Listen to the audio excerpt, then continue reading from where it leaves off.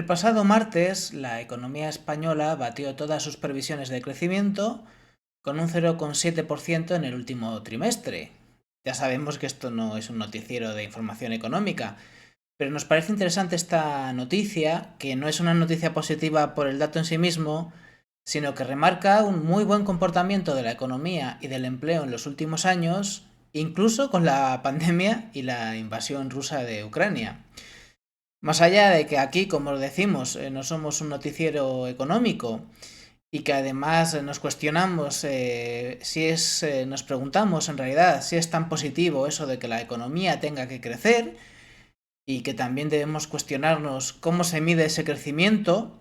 Lo interesante, y por eso hemos hablado de este dato para empezar, es que queda claro que esos agoreros que decían que las subidas de los últimos años del salario mínimo interprofesional nos iban a traer un poco menos que el apocalipsis y el infierno en la tierra, pues resulta que se equivocaban. Resulta que incluso según sus datos y según su teoría económica clásica, que aquí en Noticias Positivas cuestionamos, pero aún así, a pesar de eso, según sus propios datos, está claro que no es malo que suban los salarios, al revés.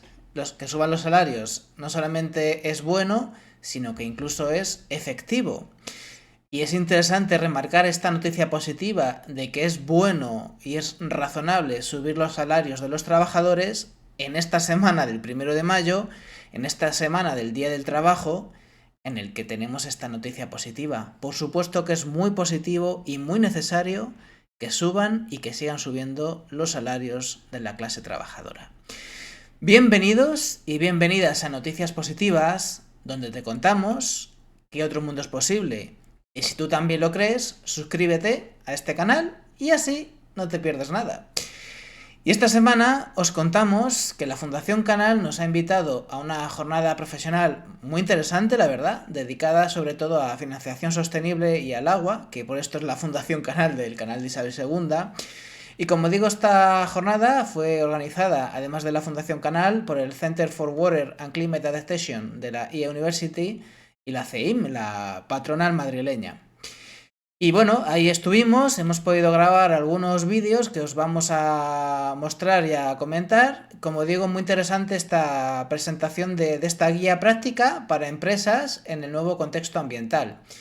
Esta guía que habla de muchos temas, sobre todo de agua, taxonomía verde y más asuntos, que bueno, básicamente se dirige este manual a gestores empresariales y administradores de compañías de cualquier magnitud, o sea, grandes, pequeñas y medianas, independientemente de si están obligadas o no a informar sobre sus rendimientos en términos de sostenibilidad.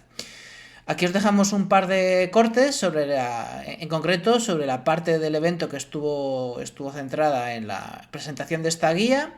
Sobre ella hablaron, bueno, se habló bastante evidentemente, pero aquí os dejamos un par de cortes con la presentadora del evento, Adela Ucar, y también Carlos Benítez, responsable de la gerencia de agua en Engrisa, empresa para la gestión de residuos industriales. El caso es que consideramos que es importantísimo que existan foros donde poner en común ese conocimiento y también compartir herramientas interpretativas, precisamente como la guía que vamos a presentarles hoy, que sirvan de apoyo a todos ustedes, a las empresas, para alinearse con los objetivos ambientales de la UE y mejorar así su desempeño ambiental. En el caso de la Fundación Canal, también de Canal Isabel II y del Centro de Agua y Adaptación Climática del IE, su sensibilidad está especialmente dirigida hacia el agua y los impactos de las actividades vinculadas a su consumo y a su retorno al medio. Pero el desempeño ambiental de las empresas alcanza otros muchos aspectos en los que las actividades económicas afectan al entorno y, por lo tanto, este mensaje es ampliable a todas ellas. Lo que hemos intentado con esta guía es, tomando como punto de partida todo este background, intentar organizarlo de una manera sinóptica en apoyo a que alguien que se enfrenta a esto tenga mucho más fácil navegar por todos estos documentos y conceptos. ¿Qué es lo interesante para nosotros de esta guía en concreto? Bueno, es que tenemos tanto que hacer, hay tanto que cambiar, que toda la ayuda y todos los recursos son pocos. Y es muy bueno precisamente dar recursos y herramientas a las empresas y a todas las entidades en general que quieren avanzar en este camino de la responsabilidad ambiental y social, de la sostenibilidad, ¿no? Hay que cambiar muchas cosas, hay que hacerlo lo más rápido posible y hay que hacerlo lo más fácil posible. En este sentido, vamos a ir aquí, esta es la web de la Fundación Canal, fundacioncanal.com, y desde aquí a las personas y a las empresas y entidades interesadas se puede acceder a esta guía.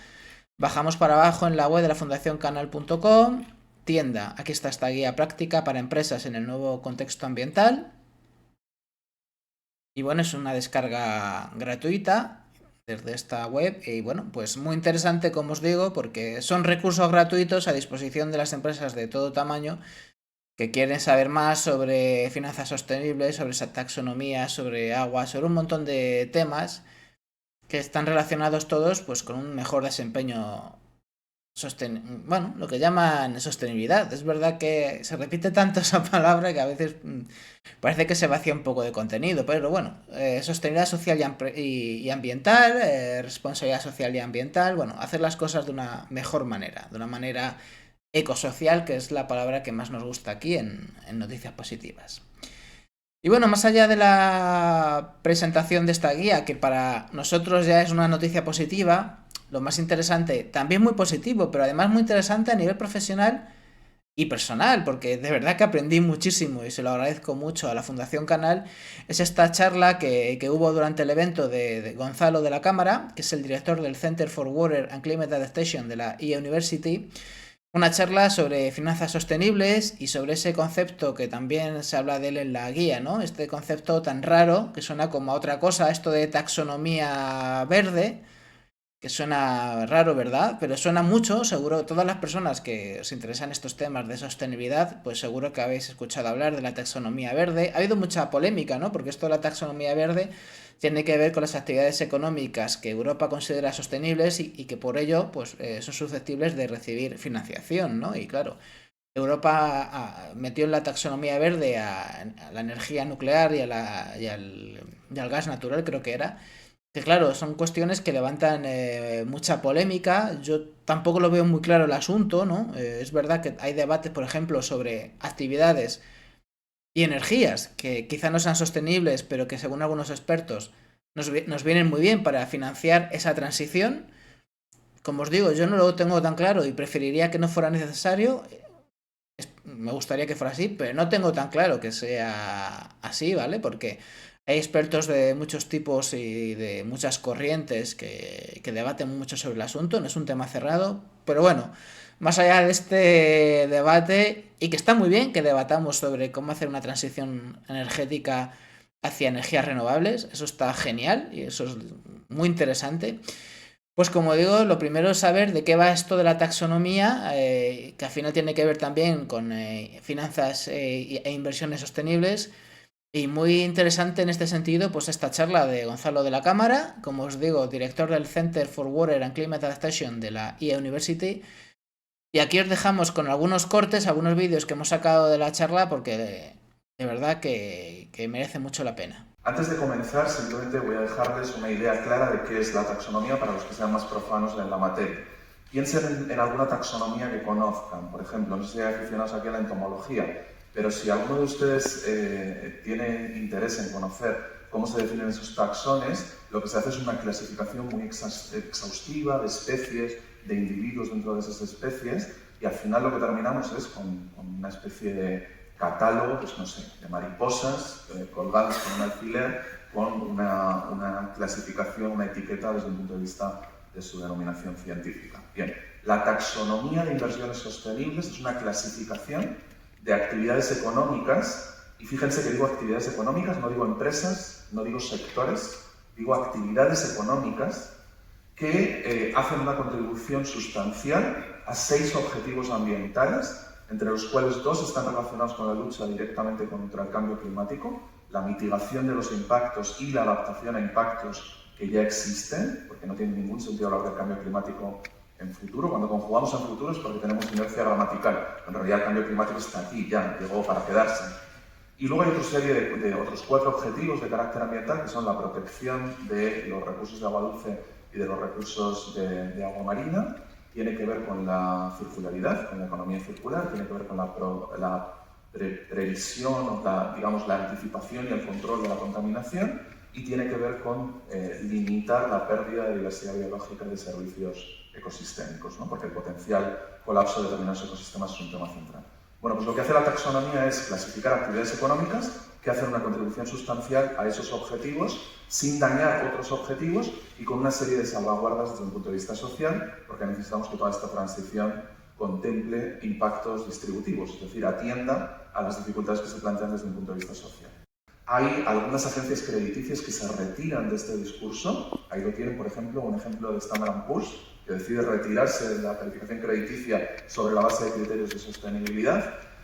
Hay quien dice que incluso se está anticipando una potencial victoria del presidente Trump en noviembre y entonces se está retirando, anticipando esa potencial victoria en el mes de noviembre.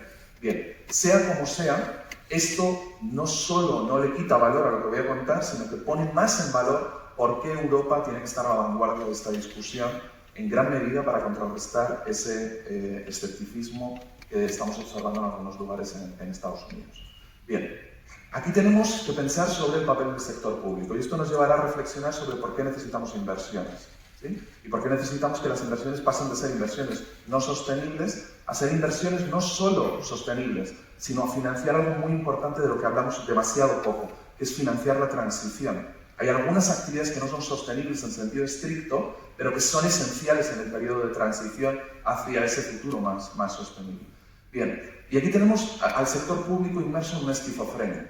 Después de la gran recesión, en 2009, lo que le decíamos es disciplina fiscal, consolidación fiscal, compórtense, recorten gasto público. ¿Sí? Eso es lo que le decíamos al sector público a nivel internacional.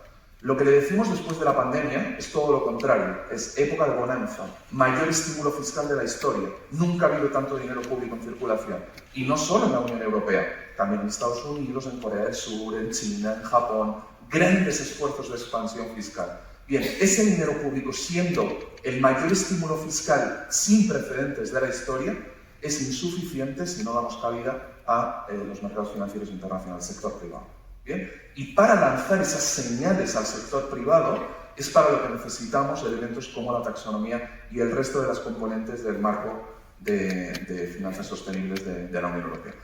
Bursátil basadas en Internet, empresas tecnológicas. Bien, si revisan el listado, van a ver algunas conocidísimas, de las que son consumidores en el día a día, ¿no? Google, Apple, IBM, etc. Bien, no hay ninguna que sea europea. Ninguna. Todas son estadounidenses o chinas. Es decir, hemos perdido esa carrera tecnológica, estamos en algún sentido perdiendo una parte de la carrera comercial.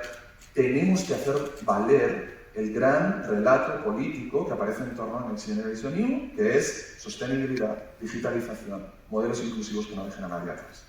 ¿Bien? En este contexto es en el que surge la taxonomía. La taxonomía hoy está informando en el mundo más de 40 taxonomías, de las cuales la mayor parte de ellas se basan en la referencia que se establece en la Unión Europea. ¿Y por qué esto es importante? Porque la taxonomía no solo afecta directamente a los sectores regulados por esa regulación y por los actos delegados de la taxonomía, afecta a todas las empresas, incluyendo pequeñas y medianas empresas, que están en la cadena de valor de las grandes empresas que tienen que cumplir con la taxonomía. Por tanto, el impacto es un impacto a lo largo de toda la cadena de valor en términos de las diferentes dimensiones de las empresas, pero también es un impacto a nivel global.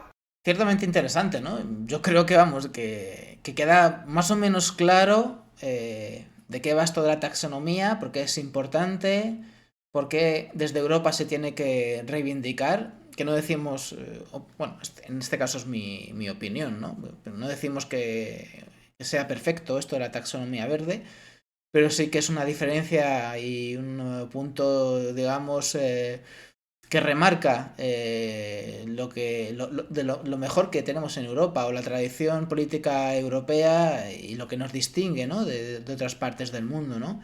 Y ya os digo, más allá de que quizá haya muchas cosas que mejorar, pues es un gran punto de partida que estemos en estos debates y en estas cuestiones, ¿no?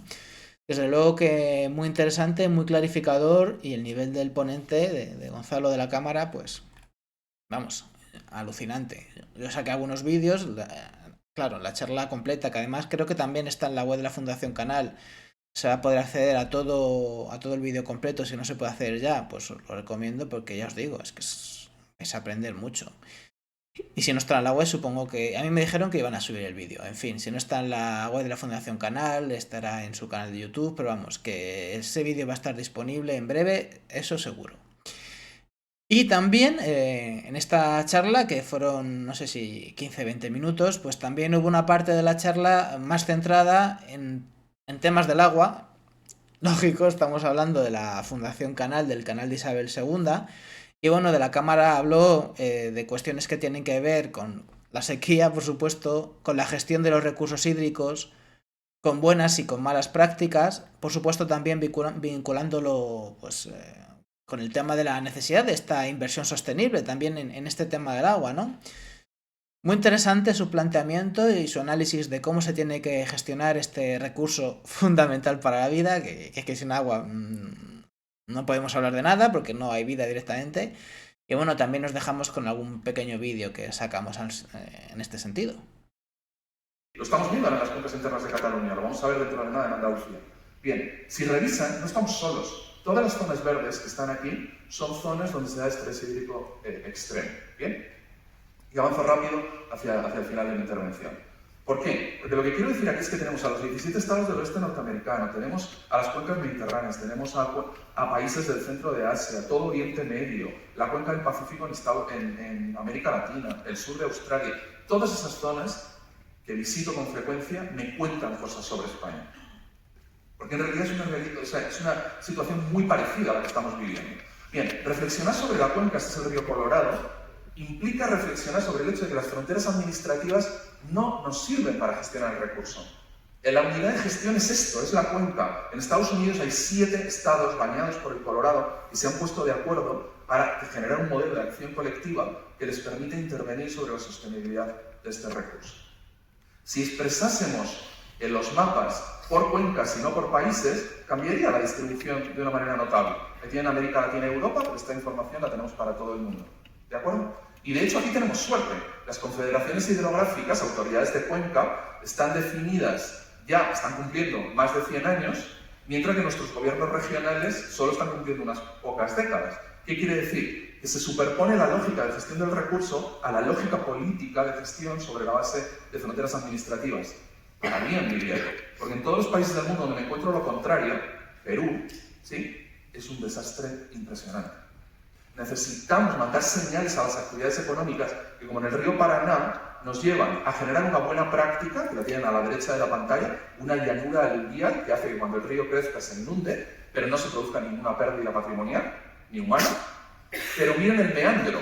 El meandro que se ve en el centro de la pantalla tiene todo lo contrario. Actividad agrícola intensiva en un contexto en el que cuando el río crece se pierden esas cosechas. Buenas prácticas y malas prácticas en la misma imagen. Bien, no hay ríos ya. Los ríos están tan canalizados, están tan controlados, incluso nuestro querido Manzanares, es un río ya tan domesticado que en realidad se parece poco a lo que era un río, incluso pese a la renaturalización que se ha hecho. ¿Bien? Pero lo que vemos es que todavía queda alguno. Este es el río Tagliamento, en el norte de Italia, que tiene espacio para crecer. ¿Sí? Gestionar el territorio es gestionar los ecosistemas acuáticos. ¿Sí? Por tanto, gestionar el agua no es cuadrar, calibrar un modelo hidrológico entre demanda y oferta, es gestionar las actividades económicas esenciales para generar riqueza y renta y bienestar, pero que al mismo tiempo generan presiones sobre los ecosistemas acuáticos. Piensen en este ejemplo. Si Elon Musk no fuese un personaje tan excéntrico y se dedicase a producir a gran escala estas baterías blancas, tendríamos como en Hawái un sistema que nos proporciona el backup, el almacenaje necesario para que las renovables puedan competir en pie de igualdad con las energías convencionales. ¿Bien? Pero necesitamos esas baterías y necesitamos el litio, que de momento está en manos de China. ¿O no? Porque también sabemos que ese litio está disponible en agua de mar y la desalación está experimentando un cambio de su modelo de negocio impresionante que pasa de producir agua y entregarnos un dolor de cabeza, que es la salmuera, a convertirse en la operación de la minería de la salmuera para rescatar litio que nos nutre la transición energética y nos entrega como subproducto agua potable a un precio marginalmente nulo. ¿Sí? Esto, el driver de esa motivación, es un driver que tiene que ver con la sostenibilidad. Pero necesitamos que esto se conozca y por eso, antes no les he dicho, la taxonomía se define sobre criterios basados en ciencia. Esta es una gran novedad. Estamos construyendo sobre evidencia científica, no sobre juicios de valor en relación a qué es sostenible y qué no es sostenible. Ahora, si van subiendo por esta escalera, lo que van haciendo es agregar valor. Y en el primer paso recuperan agua que puede ser reutilizada por los regantes. En el segundo paso recuperan nutrientes que pueden ser utilizados como fertilizantes también por los regantes. En el tercer paso recuperan biogás que hace que algunas plantas del canal de la segunda sean autosuficientes o casi autosuficientes desde un punto de vista energético e incluso si generan un excedente puedan vender esa energía a la red con unas tarifas de feed-in. Para esto no necesitamos tecnologías avanzadas de membrana, ya las tenemos, ya sabemos cómo funcionan. España es puntera en este terreno. Lo que necesitamos es un esfuerzo inversor que oriente este tipo de actividades más sostenibles y necesitamos el desarrollo institucional que permita generar un mercado para la reutilización de agua, generar un mercado para la utilización de fertilizantes, un mercado para el biogás y un mercado para los productos que los regantes producen con agua reutilizada. Y esto, incluso en el país puntero en economía circular, en la Unión Europea, todavía no existe suficientemente. Es decir, necesitamos ser capaces no solo de financiar economía circular, sino estrategias de simbiosis industrial que permitan generar beneficios mutuos para diferentes sectores de actividad económica. A esto es a lo que me dedico cuando trabajo en la taxonomía europea de inversiones sostenibles. Pues ciertamente interesante, ¿no? Y creo que al final queda muy claro también porque es importante que haya gente, más allá, como decimos, de que esto de la taxonomía y las finanzas y las inversiones sostenibles podamos criticarlo, podamos analizar sus defectos o hasta dónde llega desde ámbitos más, digamos, ecosociales como este. Está genial que haya gente que esté en estos debates, en estas peleas, en estos análisis, y creo que es muy interesante apoyarlo y caminar hacia eso. Y también ver su vertiente práctica, ¿no? Que hay gente que está luchando con esto precisamente pues para crear vías para financiar esa transición hacia un mundo más sostenible y cómo se tiene que intentar abrir esa brecha en todos los caminos, también en el agua, ¿no? Como decía al final Gonzalo de la Cámara, ¿no? Vaya, que encantado esta ponencia en concreto, todo el evento estuvo genial, pero esta ponencia fue espectacular y vaya, desde aquí las gracias a la Fundación Canal. Queda otro corte más. Además, esto está guay porque esto de alguna manera lo provoqué yo en el sentido de que fue una pregunta que hice al final del evento. Está genial que nos permitan preguntar a los periodistas. Y bueno, fue sobre una cosa que en algún momento de la jornada pues estuvo sobrevolando y tiene que ver con la posibilidad de que se dé marcha atrás en Europa o en Estados Unidos, donde dicen que puede volver a ganar Trump en las elecciones presidenciales, ¿no? Y claro, en Estados Unidos la posible victoria de Trump, la vuelta de Trump a la Casa Blanca, se ve como una amenaza de marcha atrás en cuestiones de inversión sostenible y de camino hacia la sostenibilidad. De hecho, ya está pasando con algunos fondos de inversiones, como bien dice de la Cámara. Y bueno, en Europa es que también hay ese riesgo, ¿no? Porque hay elecciones al Parlamento Europeo el 9 de junio. Y las encuestas dicen que las posiciones de la derecha y la ultraderecha, y en particular dentro de la ultraderecha, tenemos que tener en cuenta esas posiciones negacionistas que son muy importantes, son fundamentales en el discurso de la ultraderecha y que dicen que van a ganar mucho peso y mucha influencia en el Parlamento Europeo, y el Parlamento Europeo a la vez cada vez tiene más fuerza para decidir la Comisión Europea, la composición de la Comisión Europea, que es de donde salen todas estas directivas europeas que hacen que sea importante hablar de cómo se reporta la sostenibilidad, de inversiones sostenibles, de taxonomía verde. Todo esto viene de Europa, ya os digo, mejor o peor, llegue hasta donde llegue, tenga mejor o más largo o más corto recorrido, todo esto viene de Europa, ¿no? Y por mucho que desde algunos ámbitos pensemos que hay que ir a más, es que el problema es que podemos ir a menos, ¿no?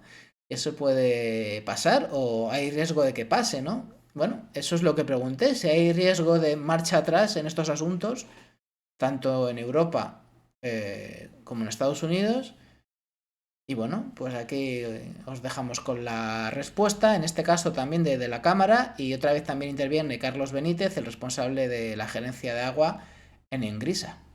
Hay tal déficit democrático todavía en las instituciones europeas que no tenemos una elección directa del presidente o la presidenta de la Comisión Europea, ¿no? Eso se hace a través del Parlamento, que para salvar ese déficit nosotros votamos normalmente en clave nacional, ¿sí? O sea, votamos al que es del Atleti y no del Madrid o al revés, en lugar de pensar en todo esto que he contado, que me parece que es gigante. O sea, no estoy hablando de cuestiones menores. Entonces, tu pregunta es muy relevante.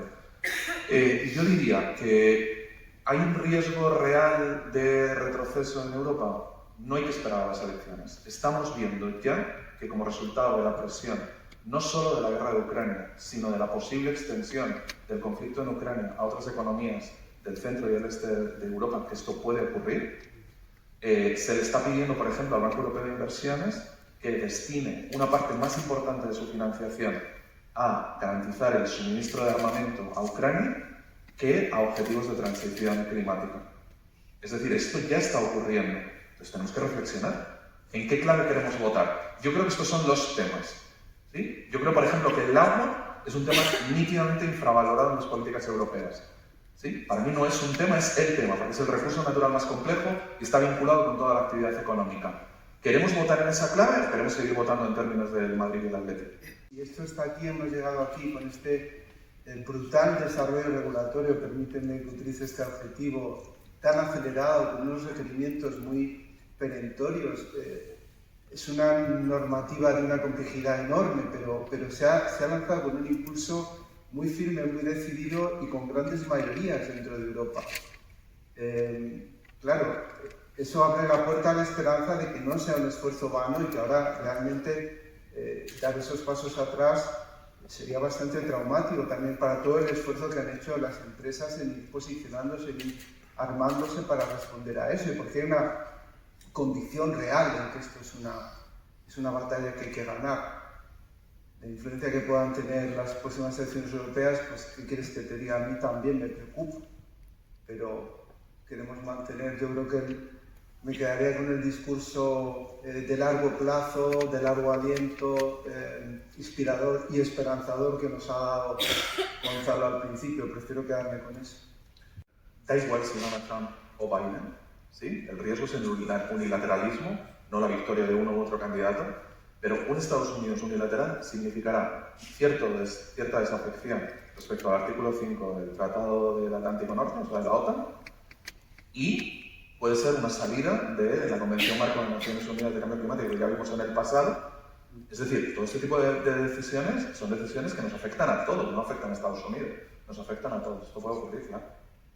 Pues bueno, creo que está muy claro, ¿no? Porque es importante ir a votar aquí, en Europa, aquí, en España, en las elecciones, ya mismo, en poco más de un mes, el 9 de junio, elecciones al Parlamento Europeo. Lo que se juega, que no es ninguna tontería, vayamos a votar, que de verdad, que nos estamos jugando muchas cosas. Y es que encima ya el peligro de involución ya está ahí con la actual Comisión Europea. O sea que la amenaza existe, ya es real y puede ir a más. El problema es que, ya os digo que a nosotros nos gustaría que se hiciera mucho más, pero el peligro es precisamente que se haga menos. Por favor, espabilemos, no hagamos el tonto. Votemos, por lo menos votemos a quien queramos, ¿eh? O sea, aquí no estamos pidiendo el voto para nadie en concreto, sí que estamos pidiendo el voto contra algo en concreto, que son los negacionistas. Los negacionistas que están dentro de la derecha y la ultraderecha y que no solo son negacionistas del cambio climático y de la crisis ambiental, sino también van contra otras muchas conquistas que tienen que ver con los derechos humanos, con el feminismo, que también defendemos mucho aquí en Noticias Positivas, contra la diversidad, contra la igualdad, contra los derechos sexuales y reproductivos, contra demasiadas cosas en las que no se debe dar un paso atrás. Así que, porfa, vayamos a votar a quien quieras, pero para evitar que se pierda este inicio del camino, que debe seguir andándose y no retroceder, que ya bastante vamos mal y vamos lentos. En fin, otra vez más, insisto, un agradecimiento muy potente a la Fundación Canal, que me invitó como periodista independiente. Yo no fui, o sea, fui porque me invitaron de una manera tremendamente amable y respetuosa con mi trabajo, simplemente como una jornada profesional que es y como gente que nos tiene en valía, los periodistas especializados en estos temas me invitaron y yo se lo agradezco y se lo agradezco mucho a Ana Prieto, la responsable de comunicación. Y nada, que estuvo genial, que me encantó el evento y me encantó acceder a este tipo de jornadas, porque hubo una charla muy interesante, porque es verdad que he hablado mucho en concreto de la de Gonzalo de la Cámara, pero todos los intervinientes estuvieron genial, como Benítez, del que ya hemos hablado, ¿no? Y bueno, y la verdad que también el interveniente de la CEIM estuvo genial. Bueno, el interveniente de la CEIM, bueno, creo que era directamente, bueno, el presidente de la patronal madrileña, Miguel Garrido, de la CEIM. Y también estuvo el consejero delegado del canal de Isabel II, Mariano González. Y bueno, quiero decir, es interesante, ¿no? Que acuda gente de este nivel para hablar de sostenibilidad. Nos parece, pues, una gran noticia, sin ninguna duda. En fin, y aquí terminamos esta parte del programa y ahora os dejamos con la segunda parte de este video podcast que vuelve a estar protagonizada, como muchas semanas, por nuestro ecomensajero favorito. A ver qué nos trae Pedro Burruezo esta semana. Bueno, pues aquí estamos una semana más con nuestro ecomensajero digital favorito. ¿Cómo estamos, Pedro Burruezo? Hola, ¿qué tal? ¿Cómo estáis? Pues encantado de compartir esta sección habitual aquí en Noticias Positivas con el ecomensajero de la Asociación Vida Sana. Cuéntanos qué tenéis esta semana. Pues mira, venimos cargadísimos de noticias. Tenemos 16 noticias en esta ocasión. En el próximo número también habrán un montón, 18. ¿Por qué? Porque se acerca Biocultura Barcelona. Biocultura Barcelona cumple 30 años y hay un montón de actividades. Y bueno, vamos a citar algunas de ellas. Todas son muy interesantes. Mira, concretamente una de las ponencias es de Andreas Due. Andreas Due, este señor es un especialista en lo que se denomina medicina celular, ¿no?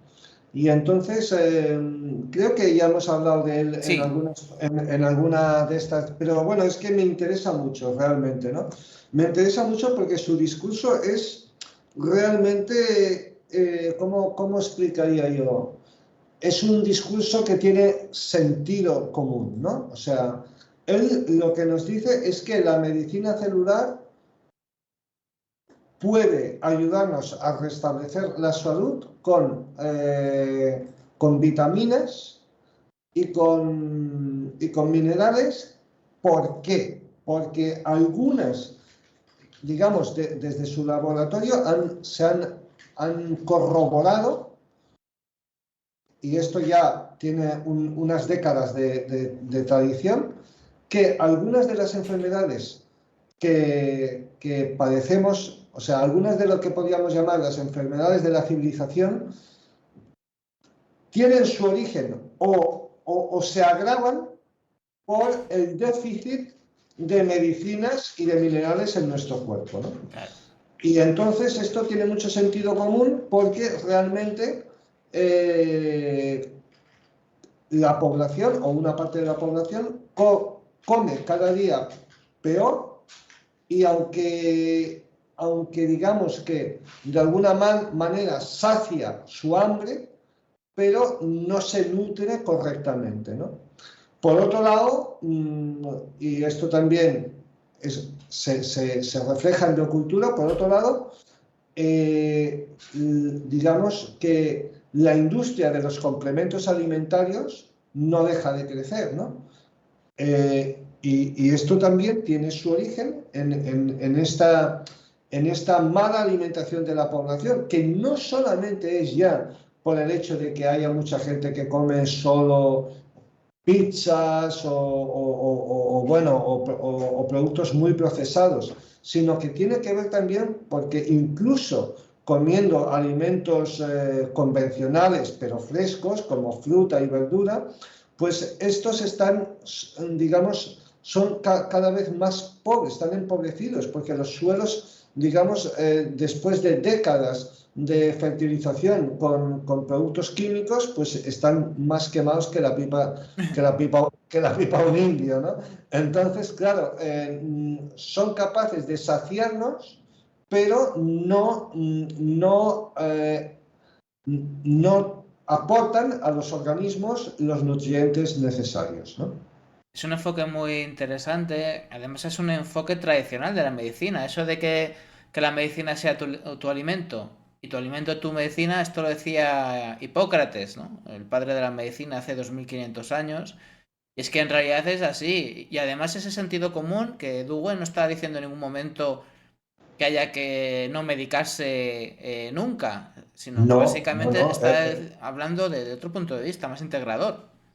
Sí, y además él, por ejemplo, en la entrevista, por ejemplo, comenta una cosa que, como por ejemplo, la hipertensión, ¿no? La hipertensión podría tener su origen también digamos, en este déficit, digamos, ¿no? De nutrientes, ¿no? Y él lo explica muy bien. Yo es que no soy un técnico, me faltan las palabras, pero él lo explica muy bien en la entrevista, por si la queréis leer. Y lo que dice es que este déficit de nutrientes puede afectar al organismo y manifestarse en patologías que son muy diferentes entre sí, dependiendo de cada organismo y dependiendo también de, pues, en fin, de otras costumbres, ¿no? de cada persona y tal, ¿no? Yo creo que es una entrevista que puede hacer reflexionar a mucha gente sobre por qué necesitamos también alimentos ecológicos. No solamente porque nos libran de pesticidas y de otros tóxicos, sino también porque son más completos desde un punto de vista nutricional, ¿no? Y esto hace que aportemos a nuestros organismos los nutrientes necesarios, ¿no? El poder de la prevención con micronutrientes. Esta será la charla que va a dar Andreas Due en Biocultura Barcelona. Bueno, el 11 de mayo a las 12 de la mañana, buena hora, en la sala 1. Y es una de las muchas cosas interesantes que van a pasar en Biocultura Barcelona. Cuéntanos más, Pedro. Pues mira, hay una parte de biocultura que se llama Organic Fit, que es toda una serie de ponencias de gente que, bueno, mediante la alimentación, mediante el descanso y mediante el deporte, pues nos pueden ayudar a recuperar la salud, ¿no? O, digamos, a conservarla, ¿no?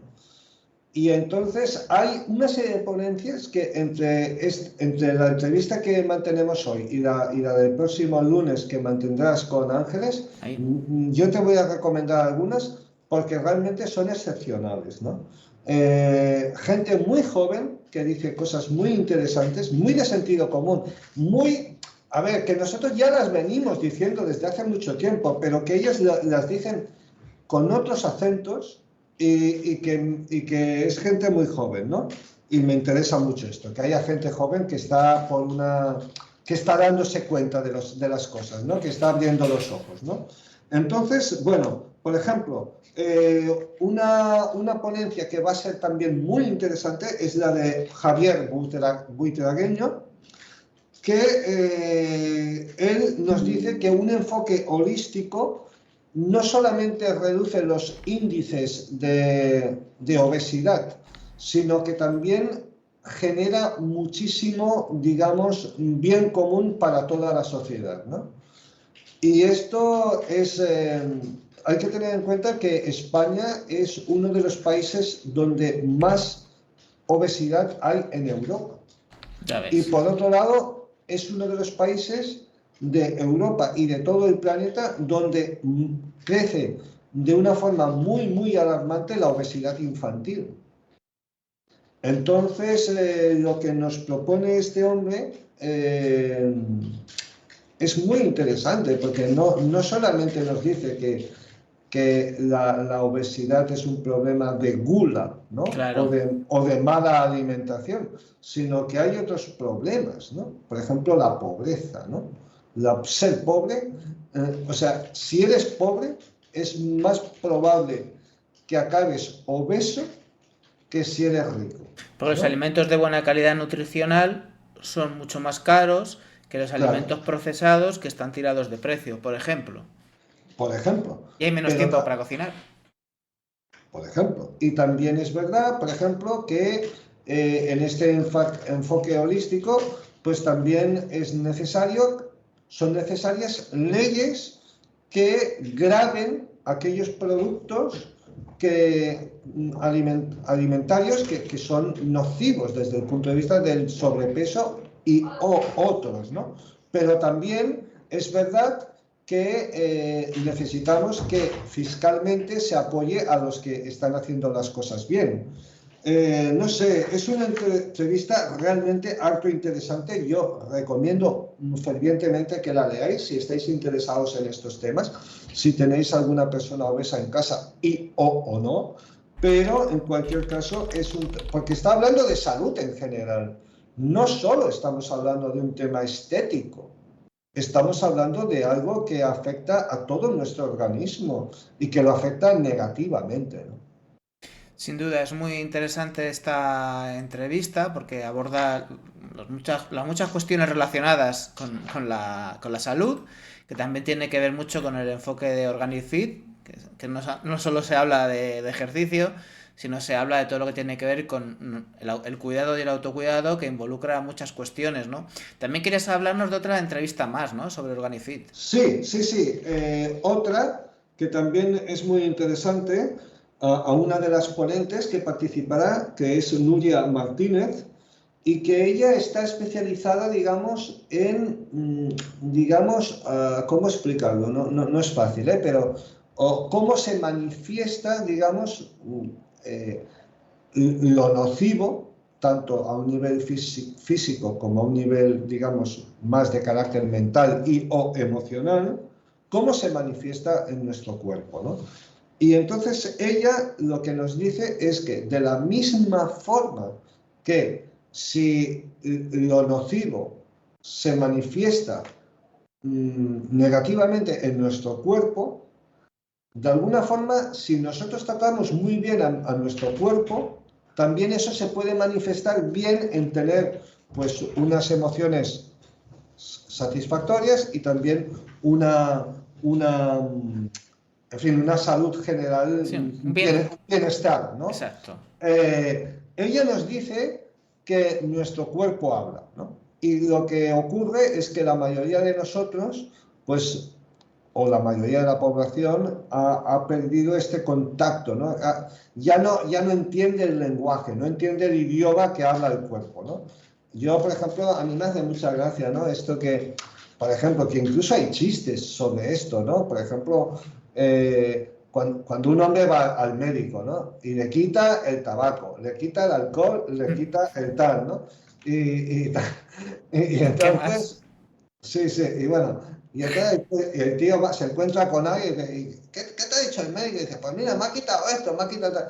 Y esto también tendría que hacernos pensar, ¿no? Por ejemplo, un tío que, por ejemplo, no sé, fuma 2 paquetes de tabaco al día, ¿no? Algo le pasa. Y que se encuentra mal, no se da cuenta de que lo mal que se encuentra tiene como mínimo alguna relación con los 2 paquetes de tabaco que se fuma.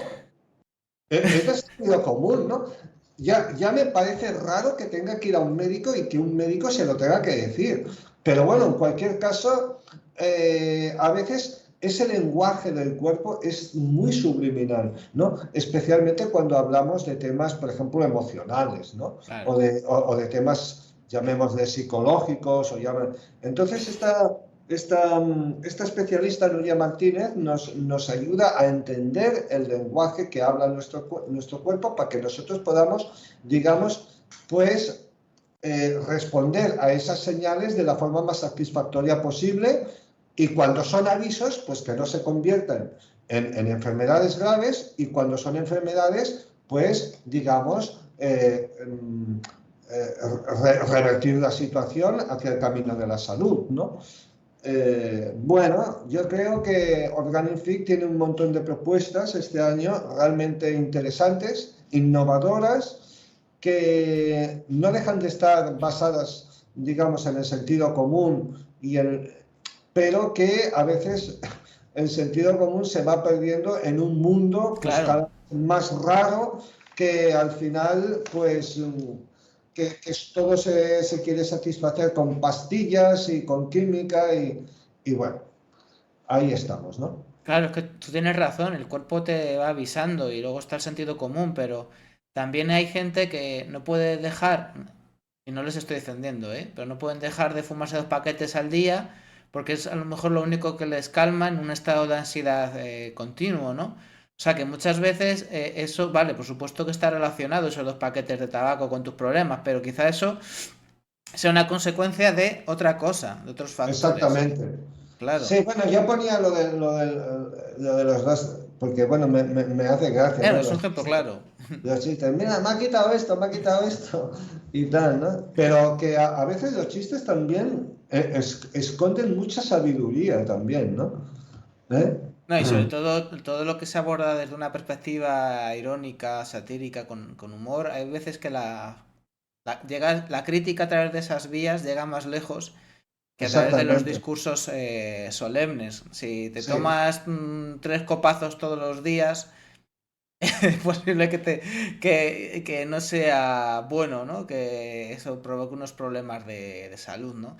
El problema es también que no tenemos tanto tiempo para escucharnos, porque es verdad que el cuerpo nos habla y cuando notas, yo que sé, algún tic raro, alguna sensación rara en tu cabeza, alguna sensación rara en tu cuerpo o no habitual, pues es un aviso, ¿no? El problema es que no estamos habituados no ya a escucharnos a nosotros, a escuchar a casi nadie, ¿no? Vamos como pollos sin cabeza, ¿no?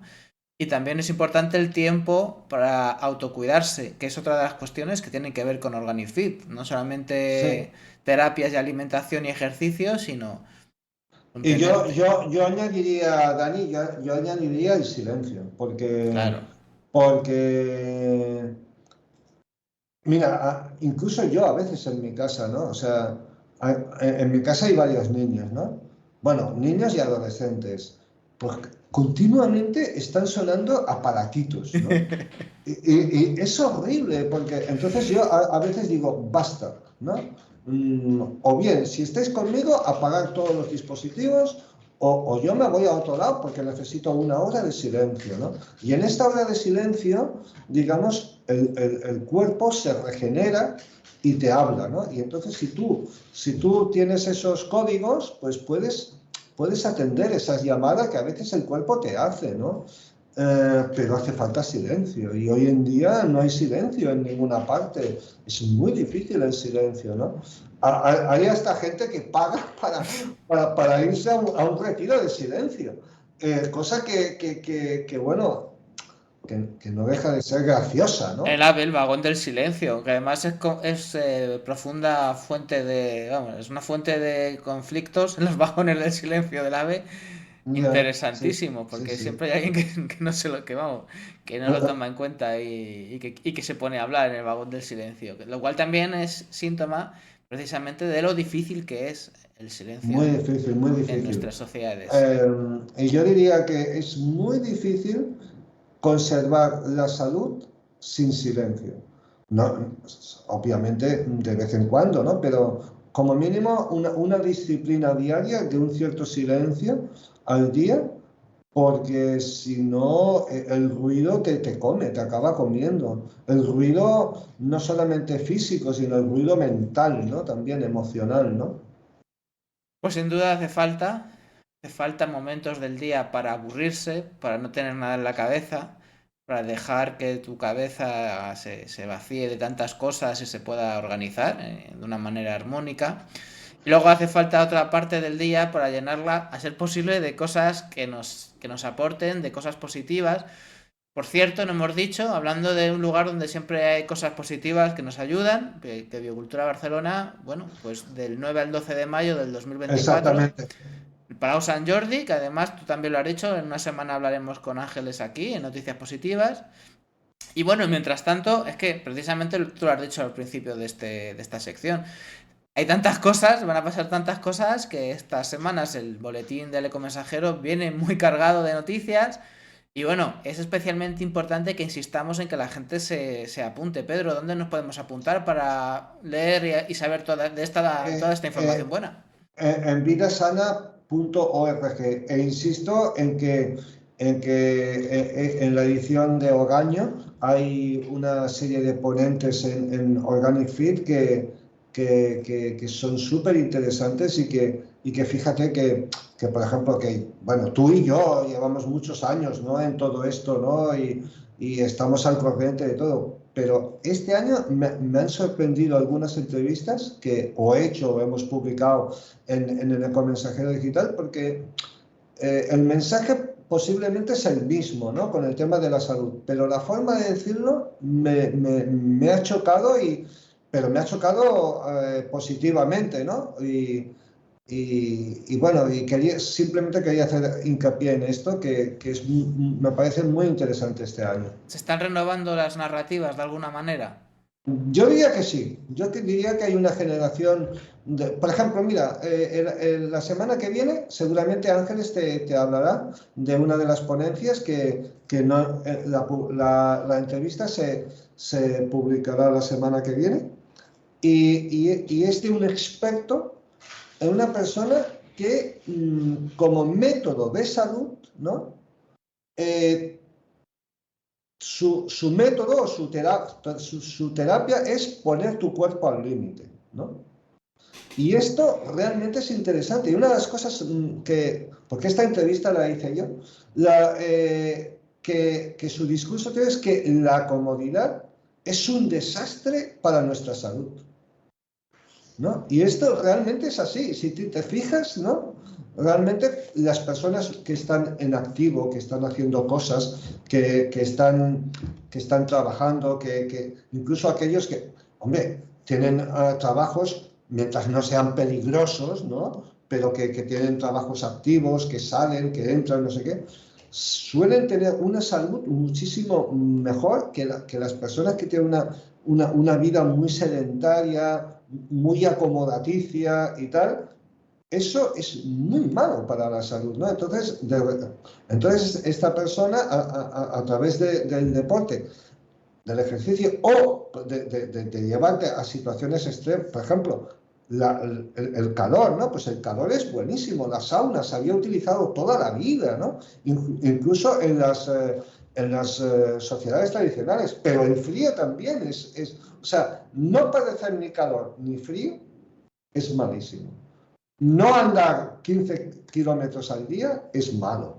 En fin, y verdaderamente, como lo dice, me ha chocado mucho, pero muy gratamente, ¿eh? Yo solo digo, no soy antropólogo ni paleoantropólogo, pero más o menos sí que he leído por ahí que el Homo sapiens llevará, como especie, llevamos más o menos unos 100.000 años, poco más. No te hablo de los primeros homínidos de hace 3 millones de años, no. Ya como Homo sapiens sapiens creo que son 100.000 años, algunos dicen un poco más. Bueno, hace 15.000 años seguíamos viviendo en las cuevas y la vida era, tenías que moverte y tenías que hacer muchas cosas por narices para cazar y para sobrevivir. Y es que hemos salido de la cueva hace ¿cuánto? Hace las primeras ciudades de Sumeria, que son hace 5.000 años. O sea que llevamos 100.000 años o más, quitando los últimos 4 o 5.000 años, 6.000 los que sean, teniendo que desarrollar una vida muy activa para sobrevivir. Entonces, quizás que estamos programados de esa manera biológicamente. Claro. Quizás, desde que no soy antropólogo, pero veo una cierta lógica en que es que somos Claro, así. claro. Pero es que hasta hace 50, 60 años la gente caminaba mucho Claro. y practicaba esfuerzo físico y en fin, o sea, no sé. Claro, ahora hay mucha gente que está sentada todo el día y en una temperatura, por ejemplo, de 21 grados siempre. Da igual que esté en Groenlandia o yo qué sé, o en Tánger. O sea, siempre la temperatura de la oficina es 21 grados, ¿no? Entonces, bueno, ya digo, o sea, son ponencias en Organic Fit que me están haciendo reflexionar mucho, que yo, insisto, estoy acostumbrado a estos temas y soy muy aficionado y tal, pero la forma en que se está diciendo me interesa, ¿no? Me interesa, ¿no? La comodidad es peligrosa. Y es verdad, yo estoy muy de acuerdo. La comodidad es peligrosa, es el mensaje para terminar. Noticias positivas, que me encanta, Pedro. Y bueno, pues nada, encantado de compartir una sección más otra semana. La semana que viene, como decimos, pues entrevistaremos a Ángeles. Y bueno, ya estamos terminando, no sé si quieres dejar... Bueno, iba a decir, es que yo creo que terminar con este mensaje es redondo. La comodidad es peligrosa. La comodidad es peligrosa. Ahí lo lleváis. Muchas gracias, Pedro. Estamos en contacto. Vale, hasta la próxima. Un gran abrazo. Un abrazo, chao. Pues bueno, en algún momento de esta sección del Ecomensajero, que como siempre ha dado mucho de sí, lo hemos comentado que vamos a entrevistar a Ángeles Parra, la directora de Biocultura, pues este próximo lunes 6 de mayo a las 11 de la mañana en este mismo canal. Está genial porque es una entrevista muy poco antes del inicio de esta nueva edición de Biocultura Barcelona, que cumple ya 30 años. 30 años, y como os digo, comienza el 9, o sea, el 9 jueves. La entrevista es el lunes 6 de mayo y pocos días después, tal que 3 días después, ese jueves de la de la semana que viene, pues empieza esta edición número 30 de Biocultura Barcelona como viene siendo ya habitual en los últimos años, en el Palau Sant Jordi, ¿no? Del 9 al 12 de mayo del 2024, esta edición número 30 o 30ª, que dicen los clásicos. Y bueno, pues va a haber un montón de, como siempre, ¿no? Un montón de actividades, más de 300, 50.000 visitantes, un montón de productos ecológicos y de consumo responsable. De hecho, se esperan unos 400 expositores de todo tipo, ¿no? Ya sabéis, alimentación bio, cosmética ecológica, moda sostenible, casa sana, turismo responsable, energías renovables, todo esto, ¿no? Pero eso será la semana que viene, lunes 6 de mayo a las 11 de la mañana. Y no solamente va a haber esa entrevista, sino que la semana que viene es muy posible que tengamos algún contenido más en Noticias Positivas en este canal, pero todavía no os lo podemos confirmar, así que estad atentos a vuestras redes sociales, que os iremos diciendo, y también a este mismo canal, de YouTube, porque también por aquí os iremos informando de si hacemos algo más aparte de la entrevista de Ángeles, que tiene pinta de que sí, pero todavía no lo quiero decir. En fin, pues nada, aquí terminamos este programa de Noticias Positivas. Si te ha gustado, pues, y no solo si te ha gustado, si además sueles seguir estos contenidos, pues te recomiendo que te suscribas al canal de YouTube, así no te pierdes nada y así además nos ayudas a nosotros a llegar más lejos con nuestras noticias positivas. Pues nada, nos vemos aquí en la próxima semana. Ya estamos terminando, como os digo, y nada, hasta que nos volvamos a ver, que la vida te llene de noticias muy positivas todo el rato. Chao.